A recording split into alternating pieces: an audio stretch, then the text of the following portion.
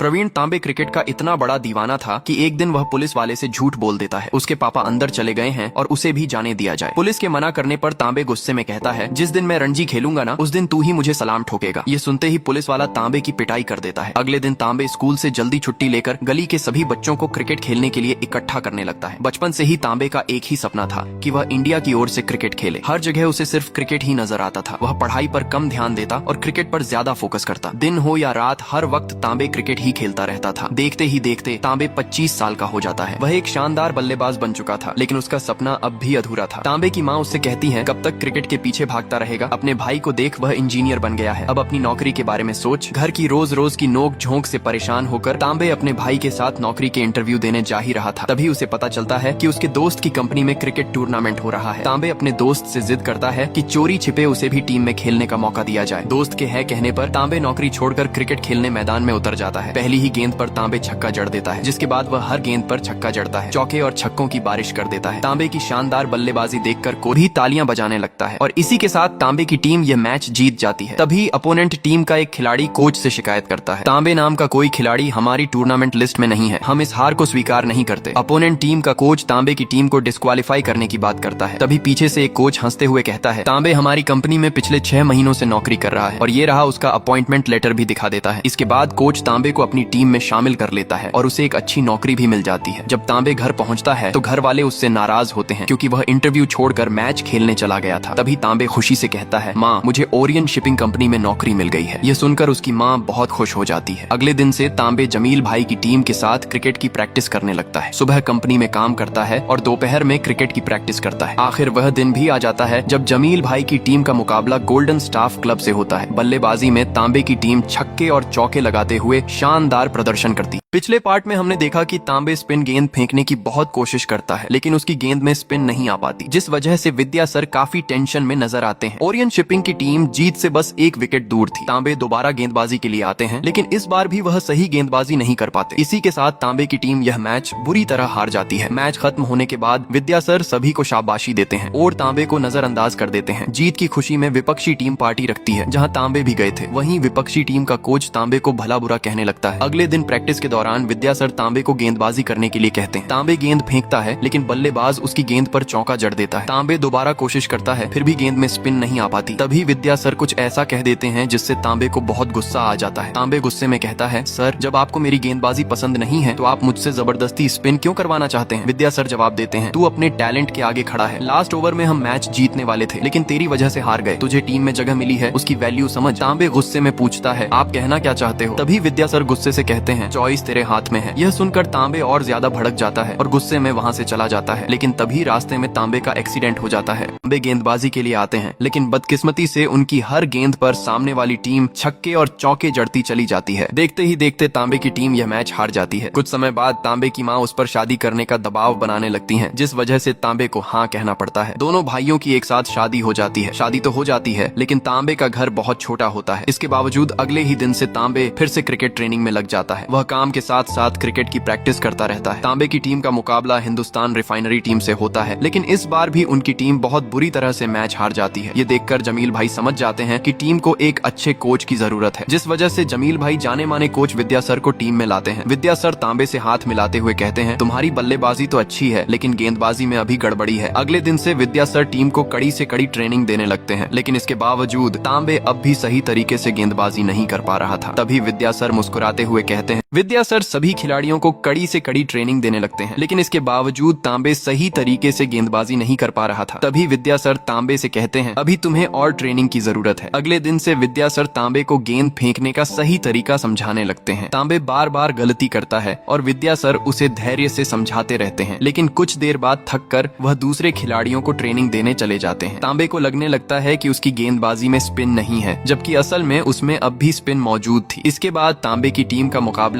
Life insurance corporation की team से होता है, जहां तांबे की टीम गेंदबाजी और बल्लेबाजी दोनों में अच्छा प्रदर्शन करती है। विद्या सर विपक्षी टीम को हराने की हर छोटी बड़ी रणनीति समझाते हैं। वह सामने वाली टीम के हर खिलाड़ी की बल्लेबाजी और गेंदबाजी ध्यान से नोट करते हैं और वही दांव पेंच अपनी टीम को सिखाते हैं। विद्या सर तांबे से कहते हैं कि अगले मैच में उसे स्पिन गेंदबाजी करनी होगी। दोनों टीमें कड़ी मेहनत के साथ अगले मुकाबले की तैयारी में जुट जाती हैं। मैच शुरू होता है और विद्या सर की नजरें लगातार तांबे पर रहती हैं, क्योंकि क्योंकि तांबे को स्पिन गेंदबाजी में अब भी परेशानी थी। तांबे पूरी कोशिश करता है लेकिन सही तरह से स्पिन नहीं डाल पाता, जिस वजह से विद्या सर काफी टेंशन में नजर आने लगते हैं। वे घर जा रहे होते हैं, तभी उनका एक ट्रक से एक्सीडेंट हो जाता है। इस हादसे में उनके एक पैर की सर्जरी होती है और उन्हें 3 हफ्तों के लिए अस्पताल में भर्ती कर लिया जाता है। डॉक्टर एक्सरे देखकर बताते हैं कि अभी उन्हें और आराम की जरूरत है। तभी तांबे कहते हैं, मैं एक क्रिकेटर हूँ, मुझे बस जल्दी ठीक होकर क्रिकेट खेलना है। क्रिकेटर का नाम सुनते ही डॉक्टर एक्साइटेड हो जाते हैं। डॉक्टर ठाकुर क्लब की ओर से क्रिकेट खेलते थे, लेकिन उन्हें बॉलिंग में दिक्कत थी। तांबे सेब की मदद से उन्हें सही तरीके से बॉलिंग करना सिखाते हैं। हॉस्पिटल से छुट्टी मिलने के बाद तांबे कंपनी में कॉल करते हैं, लेकिन उनका फोन कोई नहीं उठाता। इससे परेशान होकर तांबे खुद ही अपना सामान उठाते हैं और स्टिक के सहारे कंपनी पहुंचते हैं। वहां जाकर उन्हें पता चलता है कि क्रिकेट में हार की वजह से कंपनी को भारी नुकसान हुआ था और इसी कारण कंपनी बंद हो चुकी थी। ये जानकर तांबे कई दिनों तक उदास रहते हैं। तभी एक दिन उनका भाई उन्हें एक दूसरी कंपनी में इंटरव्यू के लिए ले जाता है। एचआर के पूछने पर तांबे बताते हैं कि वे बॉलिंग और बैटिंग दोनों कर सकते हैं। कंपनी को भी एक ऑलराउंडर की जरूरत होती है। इसके बाद तांबे को बिलिंग सेंटर में काम सौंप दिया जाता है। जब तांबे उठाकर जा रहे थे, तभी लंगड़ाहट देखकर एचआर इसकी वजह पूछते हैं। ईमानदार तांबे सच बता देते हैं कि 6 महीने पहले उनका एक्सीडेंट हुआ था। इसके बाद काम के लिए हीरे की कंपनी में जाते हैं, जहां उन्हें हीरा घिसने के काम में रख लिया जाता है। उन्हें स्पोर्ट्स कोटा के नाम पर नौकरी पर रख लिया जाता है। तांबे सुबह क्रिकेट की प्रैक्टिस करते हैं और दिन में हीरा घिसने की कंपनी में काम करते हैं। इसी तरह तांबे की जिंदगी आगे बढ़ती रहती है। वह अलग अलग टीमों की ओर से क्रिकेट भी खेलते हैं। उनकी लाजवाब बॉलिंग और बैटिंग के दम पर उनकी टीम कई मैच जीत जाती है, लेकिन हीरा घिसने का काम उनके लिए बहुत मुश्किल था। कई बार तांबे के पास अपनी बेटी की फीस भरने के लिए भी पैसे नहीं होते थे। तब वह क्रिकेट में जीती हुई चीजों को बेचकर किसी तरह थोड़ा बहुत पैसा जुटाते थे। वह पूरी मेहनत और ईमानदारी से कंपनी में काम करते और काम खत्म होते ही सीधे क्रिकेट की प्रैक्टिस के लिए निकल जाते थे। एक दिन तांबे क्रिकेट में बाइक जीत जाते हैं, लेकिन पैसों की तंगी के कारण उन्हें वह बाइक भी बेचनी पड़ती है। अपनी शानदार बैटिंग से तांबे कई टीमों को मैच जितवा चुके थे। एक दिन काम के दौरान तांबे के हाथ से एक हीरा उछलकर गिर जाता है। तभी सभी कर्मचारी हीरा ढूंढने में लग जाते हैं। लगातार मेहनत करते करते तांबे हीरा पकड़ने और संभालने में भी माहिर हो जाते हैं। उनका काम देखकर सेठ भी उनसे खुश हो जाता है। जब तांबे सेठ से अपनी क्रिकेट टीम के बारे में पूछते हैं, तो सेठ बिना जवाब दिए वहाँ से चला जाता है। दरअसल तांबे से झूठ बोला गया था कि इस हीरे की कंपनी में क्रिकेट के लिए कोई स्पोर्ट्स कोटा है, नौकरी पर रखा था। ये बात तांबे सुन लेते हैं और नौकरी पर आने से मना कर देते हैं, लेकिन सेठ सैलरी बढ़ाने का लालच देकर तांबे को मना लेता है। अगले दिन तांबे की टीम का मैच था। तांबे बॉलिंग करने जा ही रहे थे कि तभी उन्हें पुराने एक्सीडेंट की वजह से पैर में तेज दर्द होने लगता है। तभी तांबे देखते हैं कि सामने वाली टीम का बल्लेबाज उसकी पुरानी टीम का ही खिलाड़ी था। तांबे अंपायर से कहते हैं, मैं आज स्पिन बॉलिंग करूंगा। यह सुनकर प्रेस वाले भी हैरान हो जाते हैं। जैसे ही तांबे पहली गेंद फेंकते हैं, गेंद जोरदार स्पिन करती है। यह देखकर मैदान में मौजूद सभी लोग दंग रह जाते हैं। तांबे दूसरी बार भी स्पिन गेंद फेंकते हैं। इस बार बल्लेबाज आउट हो जाता है, लेकिन अंपायर उसे नॉट आउट दे देता है। तांबे फिर से गेंद डालते हैं। बल्लेबाज शॉट खेलते ही तांबे बड़ी चालाकी से उसे रन आउट कर देते हैं। अब प्रेस वाले तांबे की जमकर तारीफ करने लगते हैं। उसकी शानदार बॉलिंग और समझदारी भरे खेल से टीम को बड़ा फायदा होता है। मैच खत्म होने के बाद तांबे सीधे विद्या सर के घर जाते हैं और उन्हें सारी बात बताते हैं। वह उनसे दोबारा पुरानी तरह ट्रेनिंग देने की रिक्वेस्ट करते हैं। विद्या सर हाँ तो कह देते हैं, लेकिन बताते हैं कि सिलेक्शन के चांस बहुत कम है, क्योंकि तांबे की उम्र अब 34 साल हो चुकी थी।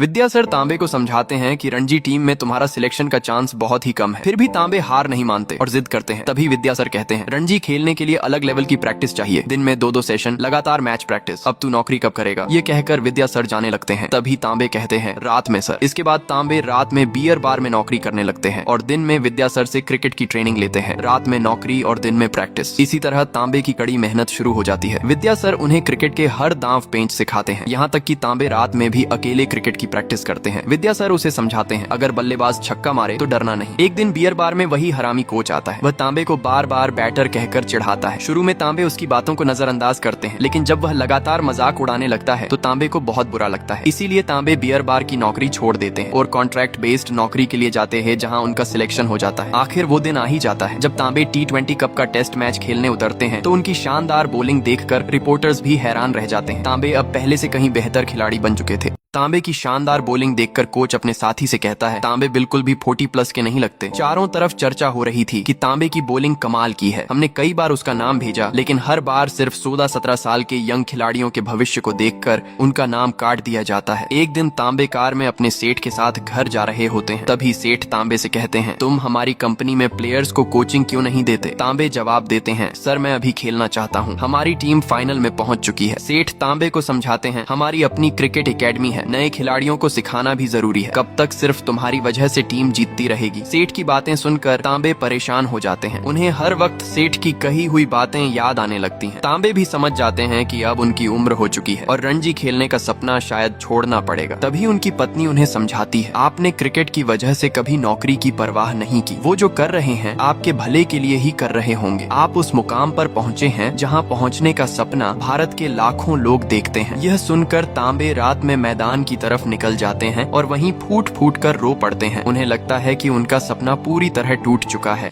तांबे का दोस्त उनकी वीडियो कॉल पर किसी से बात कराता है। तांबे उसकी बातों पर बस हाँ हाँ कह रहे होते हैं। तभी अचानक तांबे उन्हें पहचान जाते हैं। वो कोई और नहीं बल्कि क्रिकेट के जाने माने खिलाड़ी राहुल द्रविड़ होते हैं। राहुल द्रविड़ तांबे से पूछते हैं, क्या तुम आईपीएल खेलोगे? ये सुनते ही तांबे शौक में चले जाते हैं। उन्हें विश्वास ही नहीं होता कि उनसे आईपीएल खेलने के लिए पूछा जा रहा है। आखिरकार वो दिन आ ही जाता है। राजस्थान और कोलकाता के बीच मैच होता है जिसमें तांबे राजस्थान की ओर से खेल रहे होते हैं। तांबे का नाम लेने से उनके भाई को वीआईपी सीट मिल जाती है। मैच में राजस्थान की टीम को पहले बॉलिंग मिलती है। कोलकाता के बल्लेबाज जमकर रन बना रहे होते हैं। तांबे के चाहने वाले बहुत खुश नजर आ रहे होते हैं। कोलकाता के बल्लेबाज चौके छक्के लगातार लगा रहे होते हैं। तांबे के चेहरे पर थोड़ा टेंशन साफ दिखाई देता है। अगर इसी तरह रन बनते रहे तो राजस्थान के लिए यह मैच जीतना मुश्किल हो सकता है। इसी नाजुक समय में तांबे को एक ओवर दिया जाता है। तांबे थोड़ा शांत दिखाई देते हैं क्योंकि उनकी गेंद ज्यादा स्पिन नहीं कर रही होती। तभी तांबे को वो पल याद आता है जो उन्हें विद्या सर सिखाया करते थे और उसी याद के साथ तांबे अपनी पहली ही गेंद पर एक विकेट ले लेते हैं। नेक्स्ट पार्ट के लिए कमेंट जरूर करें। तांबे विद्या सर के बताए हुए तरीके से गेंद फेंकते हैं और वह पहली ही गेंद पर एक विकेट ले लेते हैं। उनकी इस शानदार गेंदबाजी से पूरा मैदान गूंज उठता है। अब तांबे फिर से गेंदबाजी करते हैं और इसी के साथ एक शानदार गेंद पर वह एक और विकेट हासिल कर लेते हैं। तांबे के सर भी बहुत खुश नजर आते हैं। अब सभी को बस एक ही चीज का इंतजार था, मैच जीतने का। कोलकाता को जीत के लिए सिर्फ एक रन की जरूरत थी। कोलकाता की ओर से बल्लेबाजी करने रायन आते हैं लेकिन तांबे अपनी शानदार गेंदबाजी से उन्हें भी आउट कर देते हैं और इसी के साथ राजस्थान की टीम यह मैच जीत जाती है। मैदान में मौजूद हर चेहरे पर खुशी के आंसू नजर आते हैं। तांबे ने सिर्फ मैच ही नहीं जीता बल्कि आईपीएल में हाईएस्ट विकेट लेने के साथ साथ चैंपियन ट्रॉफी में गोल्डन अवार्ड भी जीते थे। एक हरामी कोच जो हमेशा तांबे की बुराई करता था और कहता था कि तांबे ये मैच कभी नहीं जिता सकता, उसने यह भी कहा था कि अगर तांबे मैच जिता गए तो वह साड़ी पहनेगा और अपने के वादे के अनुसार उसे सच में साड़ी पहननी पड़ती है। इसी के साथ तांबे इंटरनेशनल क्रिकेट की प्रैक्टिस में भी शामिल हो जाते हैं। इसीलिए कहते हैं दोस्तों, हमें कभी हार नहीं माननी चाहिए। अगर कोई इंसान 43 साल की उम्र में आईपीएल खेल सकता है तो आप भी किसी से कम नहीं हो। अगर आपको ये मूवी अच्छी लगी हो तो वीडियो को लाइक जरूर करें और कमेंट में बताइए अगली कौन सी मूवी एक्सप्लेन करूं।